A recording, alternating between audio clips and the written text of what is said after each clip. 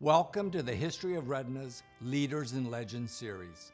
The purpose of these interviews is to capture first-hand stories from individuals with unique retinal insights of historical significance.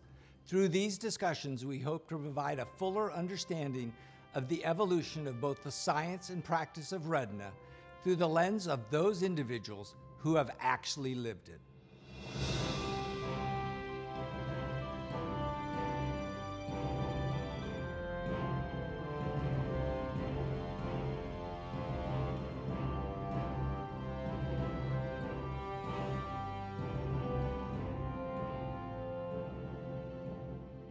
Today, I'm delighted to welcome a truly dynamic duo in retina, Dr. Susan Bressler and Dr. Neil Bressler. Susan is the Julia G. Levy Professor of Ophthalmology at Johns Hopkins University School of Medicine. She graduated summa cum laude from Smith College and attended Johns Hopkins Medical School. Neil is the James P. Gills Professor of Ophthalmology at the Johns Hopkins University School of Medicine. He graduated from the University of Michigan as an Angel Scholar before attending medical school at Johns Hopkins. As you can already tell, Johns Hopkins has a recurring role in today's story. Susan and Neil's personal and professional partnership started in their early days at Johns Hopkins Medical School, and with thoughtful intention, they set out to build their life and careers together. They both pursued ophthalmology residency and medical retina fellowships at the Harvard Medical School, Massachusetts Eye and Ear Infirmary, followed by surgical fellowships at the Wilmer Eye Institute. In 1988, they returned to Baltimore to join the faculty at the Wilmer Eye Institute at the Johns Hopkins Hospital, where they remain today. Both Susan and Neil share a deep interest in clinical trials. Neil has authored over 450 peer-reviewed publications and chaired multiple NIH-sponsored multi-centered clinical trials, while Susan has published over 300 peer-reviewed articles and 61 book chapters. It's no surprise that they have received some of the field's most distinguished awards. Susan and Neil co-received the Gertrude Pyron Award from the ASRS, recognizing their outstanding achievements in research and clinical care. Theirs is truly a remarkable story of two stellar careers that make up one powerhouse partnership that has made an indelible mark on the field of medical retina through their enormous contributions to research, education, and patient care. Dr. Susan and Neil Bressler, thank you so much for joining us today. It's really a pleasure to have you. Thank you, Tim. We are so happy to be here and honored that you want to talk to us. This is great. We're looking forward to it. Thank you again. You both have such a unique story independently and as a true power couple. As my mom's taught me, we'll start with ladies first. Can you give me, Susan, a little bit about what brought you to medicine? Sure, Tim. My family. Both my parents were in allied health professions, and from a very young age, it was suggested that I pursue medicine. So I did some research as a high school and a college student at Downstate Medical Center, working with animals in the nephrology department, doing preclinical research, shadowing clinicians, learning a lot about diabetic nephropathy, transplants, dialysis, and said, this is the right fit. And I was able to fulfill the dreams of my family and satisfy my own interests simultaneously. I love that. We'll come to how you came to Hopkins, but Neil, a little bit about you. My story is a little different from Susan's, as she knows. I liked in high school science, and I liked music. And I was very serious about the music. And my dad, after World War II, got a grant to go to college, but they assigned the college. So he went to Ohio State, which was part of the Big Ten schools, and those were the only 10 schools I knew. And I knew that Michigan, University of Michigan, had a great music program and had good science. And so I said, I'm going to apply there. And I was doing both music and science in the first year.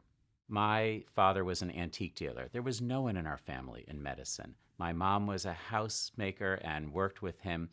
And so I knew nothing about medicine. And when I sat down with my best friend and his dad, the radiologist, they said, you know, you can do music as a hobby the rest of your life, which I've tried to do, but you can't do medicine as a hobby. And if you really like science, you should go down the medicine path. And by the end of my sophomore year, I then said, okay, that looks interesting. I think I'm going to do that. I really didn't know much about any medical schools.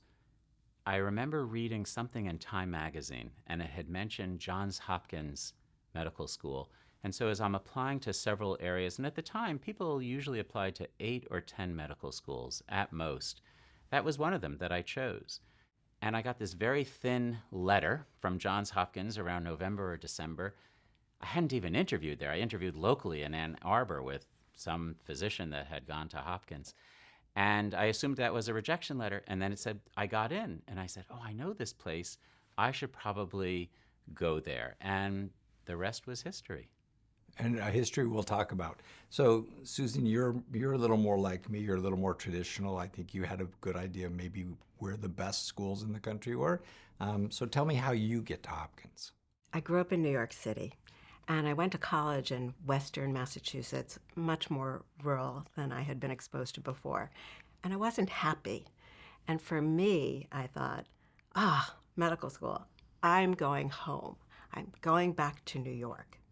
But counseled by my family, uncle's a pediatrician, my brother was in medical school, they said, you gotta cast your net wide. And so, of course, Hopkins would be on that list. And then in November, I got the acceptance letter. It was probably the first acceptance I got. And I was thrilled, but simultaneously waiting to hear from the New York schools. And as a few New York schools also offered me acceptance, I said, come home, have my forever life in New York with all that was familiar, all that I loved, or grab the ring off the tree, go for this unbelievable opportunity, a place that was research-oriented, dedicated to the medical students, provided flexibility in pathways, and had an outstanding student body in addition to the faculty, and provided a lot of scholarships. So push came to shove, it was Hopkins. And I've never regretted that decision. So you both end up at Hopkins. So tell me how you first meet. That's a cute story. In the summer before medical school started, I had lived in a fraternity. I didn't have any sort of sheets, towels, anything that I might need to now live in an apartment or maybe a dormitory. So I happened to go with my mom because she might know where I could buy some of these things. I'm walking through a store, and she runs into someone that was a friend of someone in her bridge club.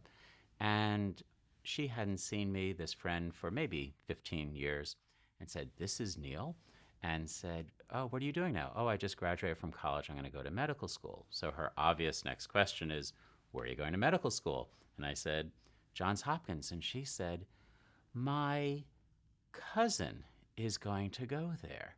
And I said, oh, that's nice.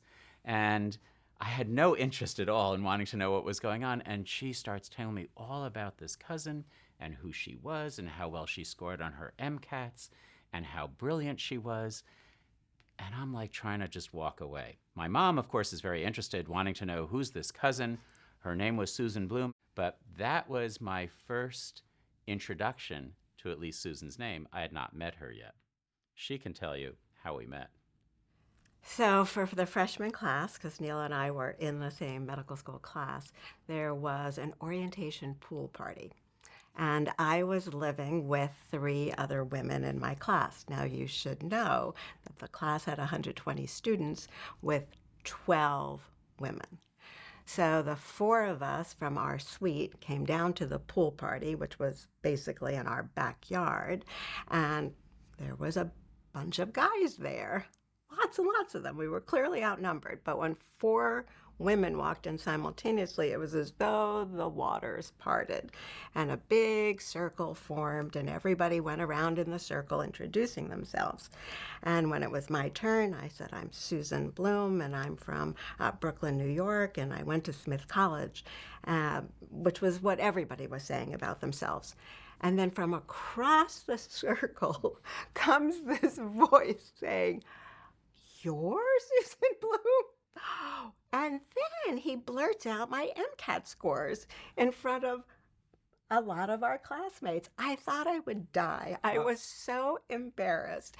So I wasn't that interested in getting to know him much more after that. But everything was alphabetical. And between Bloom and Bressler, there weren't a lot of people between us. So we were assigned to work together in a neuro lab and an anatomy lab. And so we actually spent the better part of our days for the first few weeks of medical school together and recognized that we had an awful lot in common. And so we were friends because we were in all these sort of labs together. And Susan had a boyfriend come down who was going to out to a dinner, and you needed a tie for the restaurant at that time. She said, who can get a tie? Maybe Neil has a tie. My good friend Neil. She borrows one from me, and I said, great, you take this to your boyfriend, have a great time. I had a girlfriend at the time that, was just long distance, and she came back the following night to bring the tie back. And that was the first time we actually spoke for about 3-4 hours that evening, just talking. But it really sort of was a beginning of a transition of maybe this isn't just a friend in class, maybe there's something else. And everyone was making birthday parties for each other. And with 120 people, there's a birthday every weekend. And when mine was coming up, Susan volunteered. Which is all of November 14th. So we've known each other 9 weeks at this point. So she volunteers, I'll organize Neil's birthday party, does that, and we went out to dinner with just a few closer friends, including Susan and myself that evening. And by the end of the evening, we knew that we wanted to get married, which is so unusual for how meticulous, scientific, methodology that we do to make a decision that evening. And it's only one of a few that we've done like that. But that was, 45 years ago, and so far so good. And the long and short of it is we brought each other home for Thanksgiving, introduced one another to our parents. December, we got an engagement ring, and in July, we got married. So we went through medical school really together, Tim. So what a remarkable experience. And to be together like that at Hopkins is unique. But now that's gonna drive a lot of your future. So tell me a little bit about what brings you, now that you're together, each of you, to ophthalmology.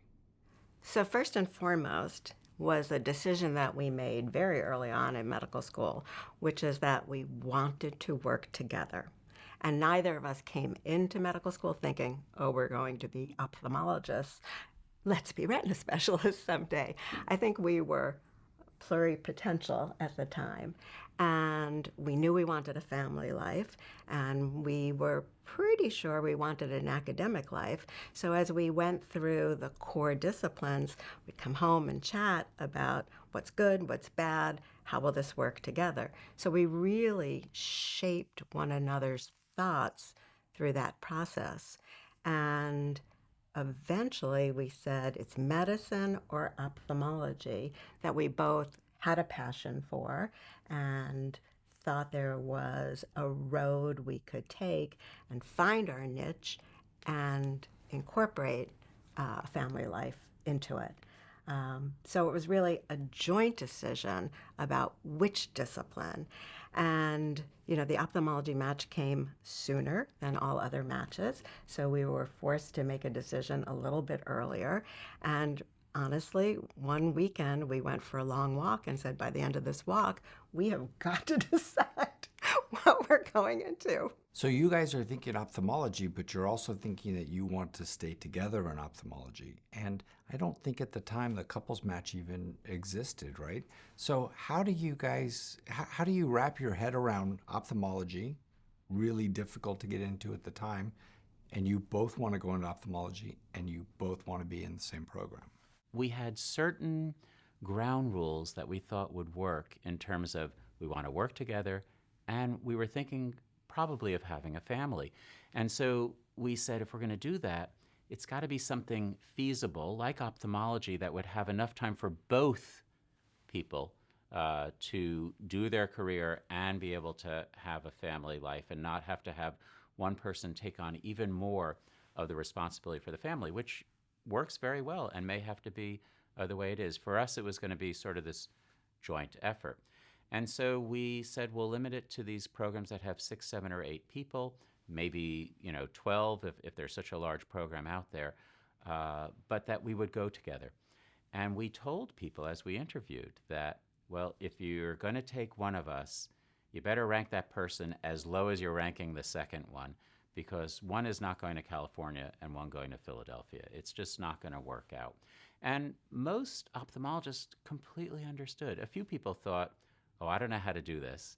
But Susan was always the more competitive one as an applicant, more better scores, better grades. And so I was going to bring her down. And we never looked at that as any problem. We said, we're just a team applying for 2 spots, and that's how it worked. And some of the programs actually interviewed us together since they realized it's both or none. And as you said, there wasn't a couples match. And Dr. Kohlenbrander was in charge of the ophthalmology match at the time. And he called us and he said, here's what I can offer you. Neil puts in his list, Susan puts in her list, I run the match the night before. If you're not in the same program, because we did not apply to more than one program in a city, then I will allow you to alter the order of your lists until you wind up at the same place. Wow. And that's how it worked. Taking out the top ones so that you gave other people an opportunity, and then he said, I'll keep running it until it works. And it didn't work the first time. We took out one, and it worked the second time, where they had both ranked us high enough that we could match. We were thrilled. We were on our way. And take us there. So we matched at Mass Eye in Boston, which was superb. There were 8 residents, and the way their system worked during the residency at that point in time was as couples. You had a partner, and we were natural partners. And so we decided to have a baby in the second year of our residency. Well, the only person that potentially infringed upon was my partner. Only Neil had to pick up slack, extra call for me. Evangelos Grigudis was working in Retina there, was very interested in medical retina issues. We were very interested in those, having done some clinical research in it during medical school with Stuart Fine, who greatly influenced how we were going to do this. And simultaneously, the retina folks there knew that we were interested in careers in medical retina, and they were very interested in cultivating that with us and making sure that we could train further in that and potentially come back to Mass Eye and Ear and start a medical retina unit. And it was wonderful, and we loved it, and we loved doing the surgery. But we also saw there was so many public health problems in diabetic retinopathy and macular degeneration that were just starting to get explored by only a few people. I mean, you could name all of them, that we said there's plenty of room. If that's something we're interested in both clinically, and we were getting interested in wanting to do clinical research and look at how could we do clinical trials and work on those and maybe move the field forward a little in that way, that was exciting to us. So we got that exposure, and by the middle of our residency time, we decided we're going to go into retina. Now, there were no matches at the time either. And now we said, oh, we want to do medical retina because a lot of people aren't doing that. We want to learn about it. We want to do surgical retina because it's part of retina, and wherever we get our job, you need to do both at the time. And so we'll have to find a year where they want 2 medical retina people and a year where they want 2 surgical retina people. And we looked at each other and said, Because there weren't combined programs at the time. yeah, we said, this may or may not work, but go for what you want to get first. And if it doesn't work, you'll make plan B. But we went for plan A first to try to get 2 spots for 2 different years in those 2 areas that we thought were critical to learn about. And once again, this works out for you. So Well, tell me about that. So we went to Baltimore for our first fellowship, medical retina. Moving trucks come, you go there for a year.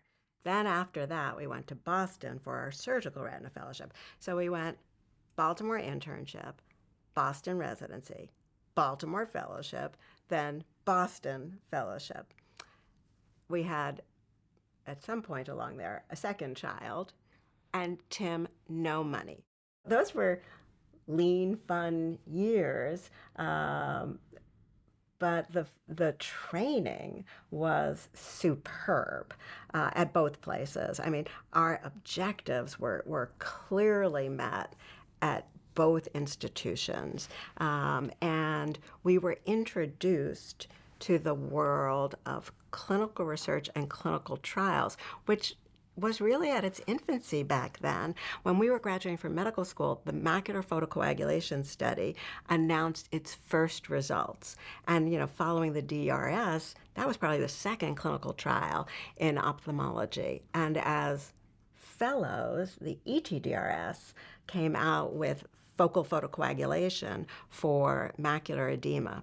So we were sponges, just absorbing methodology, and had the opportunity to work with the various site principal investigators and the central resource groups, the reading centers, the coordinating centers, and the executive committee members.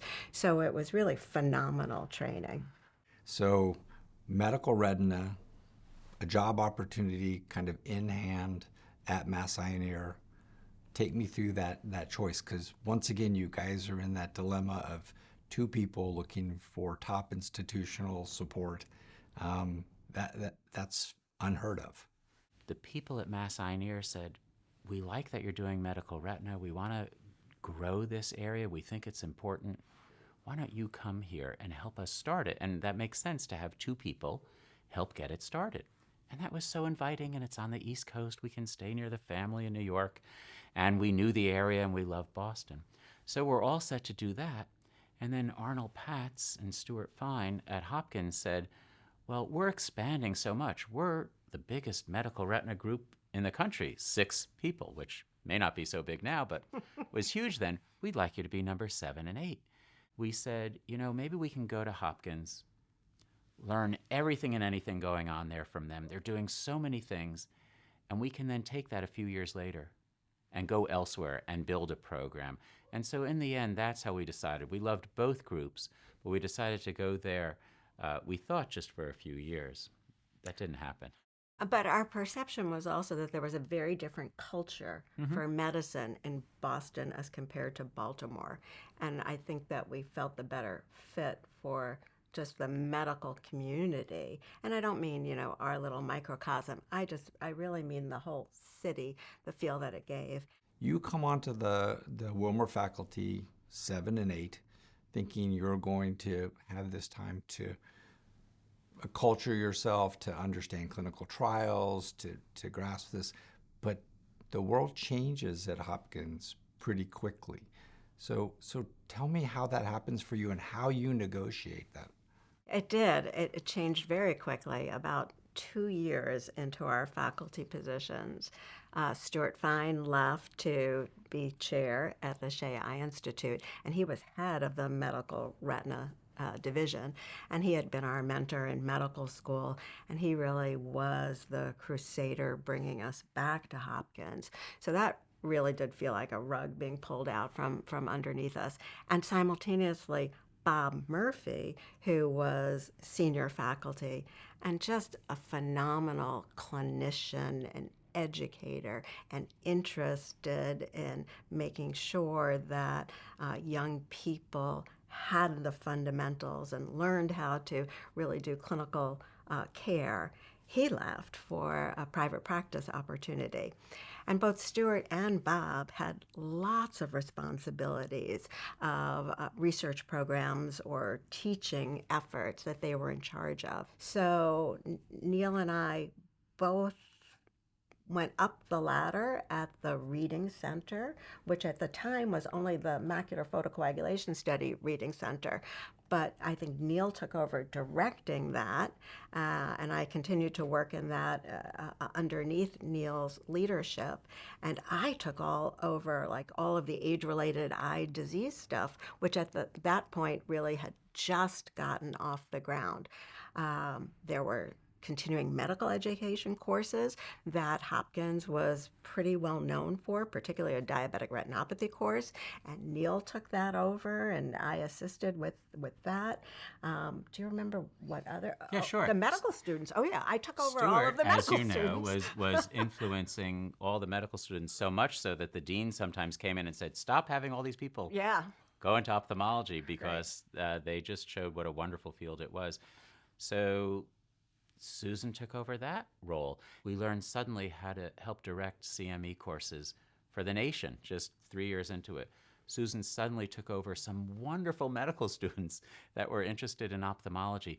I had a chance of learning how grants worked through the National Eye Institute, not so much in the basic science, but for clinical trials, and meeting the project officer who was overseeing that.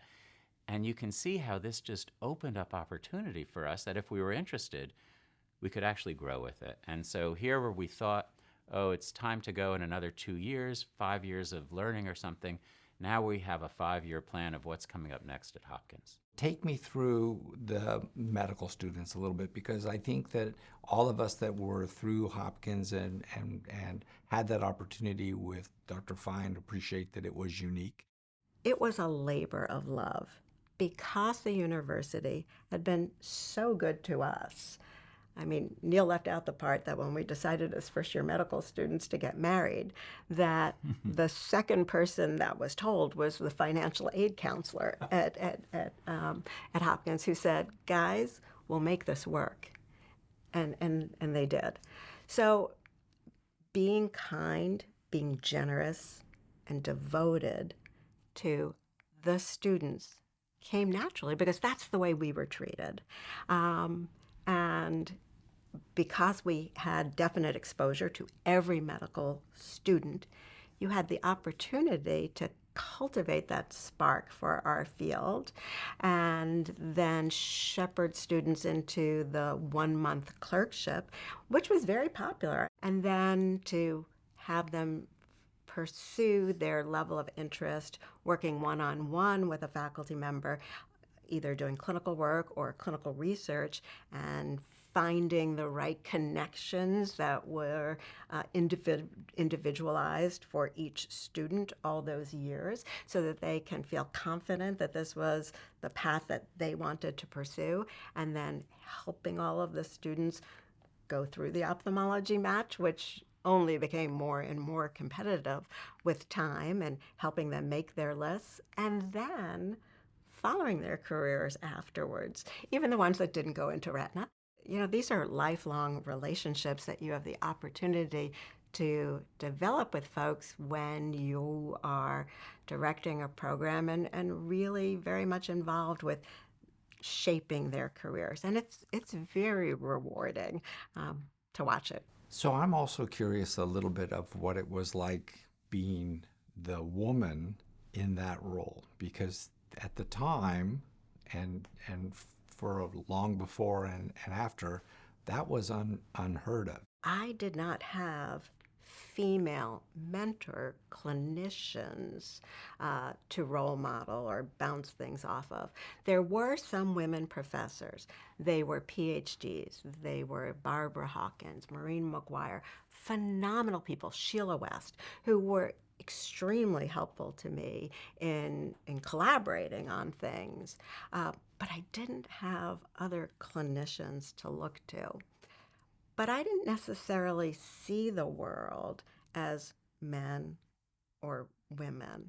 And I think it was because of my past experiences, in that I went to Stuyvesant High School in New York. And Stuyvesant, for nearly 100 years, was restricted to boys only. And I was the third class that allowed girls. And so when I was there was a sum total of 50 girls in between 10th, 11th, and 12th grade, and 2,400 boys. And it was wonderful. It was a very stimulating environment and enjoyable on all levels. And I didn't feel different. But it is interesting that when the different responsibilities were being divided up, and I don't exactly remember how it happened, who got what, that the woman started making the turn down the education teacher pathway, which is traditionally female and far less rewarded within a university environment, and that the male was going more for the research grants and harder core science. How much that was just our innate interests that were directing us that way, or it was just part of the system, I'm not sure. I don't feel that there were huge roadblocks to my being able to still develop and be a heard and seen individual with equal or nearly equal stature to my twin here. But because we've experienced this together, there is no doubt that the world sees men and women differently, and that we have been treated differently. And I think the first is to recognize it, and not just us to recognize it, but for the greater good to recognize it, and just figure out how not to have those disparities. But Neil, let's come back to you. How do you find the time to direct clinical trials? We'll get to that with you, and write so extensively as you've had. And why is that important? If you have a passion for wanting to learn how to make things better or how to get the new truth, we have truths from 50 years ago that are now proven wrong. And if you realize that, then you realize whatever you're teaching right now, whatever you're treating a person with right now, will not be what you're doing later on. And so if we can investigate things in a way that may change how we're doing things in the future, that's enjoyable to me. May not be enjoyable to somebody else. Maybe they just want to read what somebody found out that they should change their practice and do. For me, it's always been enjoyable to say, well, maybe there's a better way, maybe there's a different way. And sometimes you investigate and you find out, nope, it's not better. We don't hear about those. But sometimes you investigate and find out, oh, it is better. And each success is built on the previous successes. I think when you write and you publish, it sometimes one establishes the historical record of that, but it has a reach that's incredibly broad. And you guys have found the time to do that extensively. So for you, what drives you to an editor-in-chief role? Because that's a transition. I had no plans of being an editor. When the JAMA ophthalmology editor-in-chief stepped down, that was Dan Albert, who had done it for many, many years. Somebody threw my hat into the ring. I had no idea. I still don't know who. But they came to me and said, would you be interested? We got your name. And I turned to Susan to discuss the pluses and minuses of doing something like that. The digital world was really starting to explode, and there was an opportunity to make the journal available to everybody in the world. This was very important to me, that if you're an ophthalmologist in northern Thailand, you should be able to get access to what the major clinical trials are, be they in JAMA, New England Journal, or in JAMA Ophthalmology. And they had the ability to put an infrastructure together that to this day, anyone who gets the electronic table of contents for free can read any research article that comes up every week around the world. And that's why there's 4 million views of those last year just in JAMA Ophthalmology. Susan, I do see Neil as the forest guy, and I do see you as someone that is very meticulous about the way you structure. Can you tell me what drove you to continue to persist in driving our field through clinical trials? If we want our field to continue to move forward, then we've got to innovate. It can't just be the status quo. What got us all interested in ophthalmology? It was a variety of factors, including the fact that it was an evolving field. If we want to continue to attract the best and the brightest, to continue the work, the efforts, the passion to improve care for vision disorders, we've got to lead the way. We've got to innovate. We've got to pass along the skills, those meticulous skills that are needed to, at the end of the day, have a quality product that you're going to have confidence in saying, here's my interpretation of what we've learned. And by the way, here's what we haven't learned yet. Why don't you take the ball and run with it? And there's always new things. So I can recall when we said, oh, we want to learn about macular degeneration and look at how drusen might change in the eye. Some people looked at us and said, you're just counting drusen there? But there was but there was more science behind that and learning about it and to help suggest ways that we might be able to treat these things. And so if somebody came to me right now and said, is retina a great field to go into? I would say absolutely, because not only does the past prove that it's an exciting area for medicine and what to do, but the future as well. That's why when we tell our fellows what should they learn, of course we want them to quickly become experts in the way retina is right this moment. But we also want them to learn how to learn. Absolutely. Because there are going to slowly be new things coming out. They need to know which ones to embrace, which ones not to embrace, who to listen to, who not to listen to. And to be critical thinkers. Which journal to look at, which journal not to look at. And there's no exact right answer in any of those because, right, you have to be your own thinker and come up with your own synthesis of what's going on. So this is how we've done the career. So it is an evolving field. And that, you guys have played such a critical role in that. You've had just about every award known to man or woman in ophthalmology. It's interesting because awards tend to go out one at a time. And I'm curious as to how, I think of you as a couple. It's hard to think of you as, I'm going to give Susan this award, but what about Neil? So how do you guys feel about that as a couple?